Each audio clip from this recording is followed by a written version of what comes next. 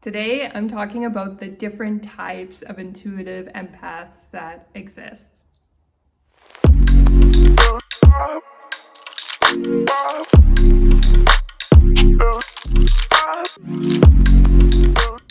Hi, welcome back to my channel, and today I'm talking about the myths of intuitive empathic people. And so the first myth I'd like to bust is that we are performers. That's not necessarily true. Sometimes we are, sometimes that's the manifestation of how we express our sensitivity. Some intuitive empathic people may become fabulous actors or artists or musicians, and so they do perform for others in their artistic venue. Having said that, sensitive, intuitive, empathic people are not always up on stage doing readings, like for mediumship, for example. That's one type of empath. We're not always in the public eye and showing off our abilities. There are many of us who are very private and are very introverted, and we don't really want to show off at all. Having said that, we also can't really hide our abilities either. We can't hide who we are. People figure it out eventually that we have these abilities, and they may not even call them out, but they'll come back to us trying to milk us for more and more of our intuitive abilities and intuitive skills because they know that we give good advice, right? I sort of started to realize as young as age 10 or even 15 that people kept coming back over and over again for advice because I gave very good advice. And so even at that age, I still had lessons to learn. I wasn't completely 100% wise, and I'm still not. Like, we're always constantly evolving, but intuitive empathic people do tend to have an eagle eye to be able to help others, even if they're in a big mess in their own lives and they don't realize yet that they're intuitive empathic people. They will be often very good at helping others. So that's one of the characteristics of intuitive empaths. Another myth of intuitive empathic people is that we can do remote readings. Like, we can read somebody in a hospital on the other side of the world and know exactly what illness they have and diagnose it correctly and what they need to recover. So some intuitive empaths do have that ability. Sometimes it can be developed. It's a form of medical intuition to be able to heal people's illnesses. I've worked on some of that skill myself because I've had to heal from a very scary illness called Guillain-Barré syndrome.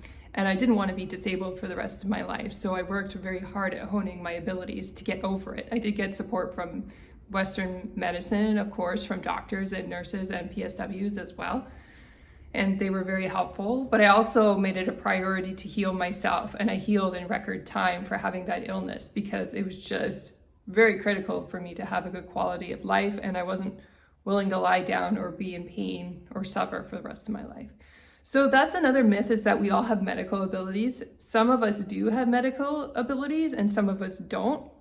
And our capacity to heal is holistic. Sometimes if we do have those intuitive abilities from a young age, we do go into practices like Western medicine. Some of us do make very good nurses and doctors.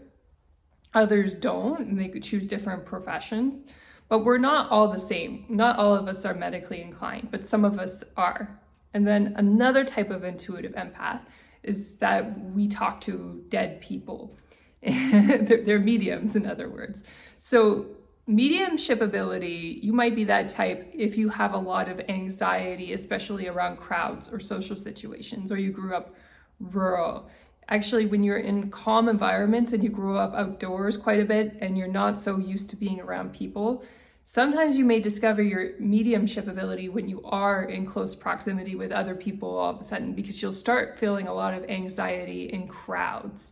And that's a sign that you're actually a medium, because what you're doing is reading the energy of other people and feeling it quite strongly. And so if you're more comfortable in rural environments and you don't like being in the city or being around a lot of people, or you don't like public transportation like planes or buses or crowded rooms, things like that, that could be a sign that you're actually a medium and you need a bit more space. And when you practice your mediumship abilities, you can actually read people quite accurately, but you need to be able to claim your abilities and act on them in order to act out as a medium. And when you're insecure and you don't claim your mediumship abilities, you'll probably interpret that as just social anxiety or being unable to cope in society in big crowds.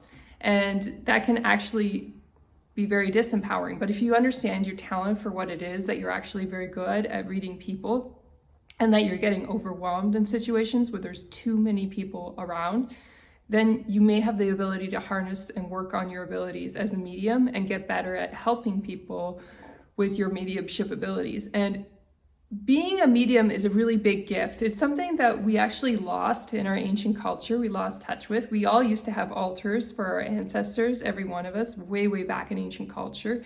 And then around the formation of countries, around that time when we were evolving at that point of human history, religions decided that we all needed to be the same and have the same beliefs at that point and standardize our belief systems. And it was a very unfortunate transformation that we went through. And one of the side effects of that also was colonialism, when Christians came over and tried to conquer indigenous culture. When those transformations were going on, unfortunately, they had a lot of negative side effects of erasing people's culture that were actually quite helpful to them and allowed them to adapt to difficult situations without using things like drugs or alcohol in their lives that we now get addicted to and dependent on in this day and age. It has to do with that loss of identity that we had in ancient times when we used to have a better connection with our ancestors. And anybody can really choose to develop that. But if you're sensitive around people and in crowds, that's a sign that you really have a heightened ability to be a medium. So you could be that type of intuitive. Another type of intuitive is that you're really good at relationships and helping people develop their marriages or develop their personal relationships. I'm discovering this is a real area of strength for me. And I really like helping people with relationships because it's so practical. Like, it seems like every intuitive empath struggles at some point with their identity and struggles with their relationships and relating to others because they have a hard time trusting other people. And so I really enjoy helping people in that realm. So you may be one of those intuitives who are really good at healing relationships and really good at helping people connect and find fulfillment in life. And this is also closely related to health as well, because although it's not directly impacting our health, our social relationships as we age keep us alive and keep us healthy more so than our healthy habits actually, although those can be very empowering as well. When we belong to long-term, happy, healthy relationships, we're more likely to thrive as older adults and live happy, fulfilling lives and live longer and not die at a young age. So this is a very good area of intuition to get into. And when you learn about therapists in this area, so all like psychological therapists have something helpful to say in this area, but not all of them follow their intuition and not all of them have perfect answers and perfect solutions for every situation, if that makes sense. So there could be a therapist who's very, very good in a specific area and they can offer some really good advice, but then in another area of advice and relationships, they're not so good. For example, there are a lot of therapists who specialize in relationships, but they're divorced, right? Because maybe they're very good at diagnosing what's wrong with their partner, but they're not so good at self-reflection. And I'm not saying that's always the case, you never know, but having said that, I think there are some of those therapists walking around that don't give perfect advice all the time, because truthfully, our inner wisdom is just as valuable as external information or external knowledge that we receive from universities or books or study. Both of them are valuable, but when you only have one over the other, then you're missing a critical component to understanding that facet of life. And so that's where intuitive empaths can really come in and be helpful. Sometimes we give the advice as an intuitive coach that people really need in their relationships to help them grow, that they may not find very quickly in a therapist's office. Maybe they just talk about their problems and they never really get past them for a very long time.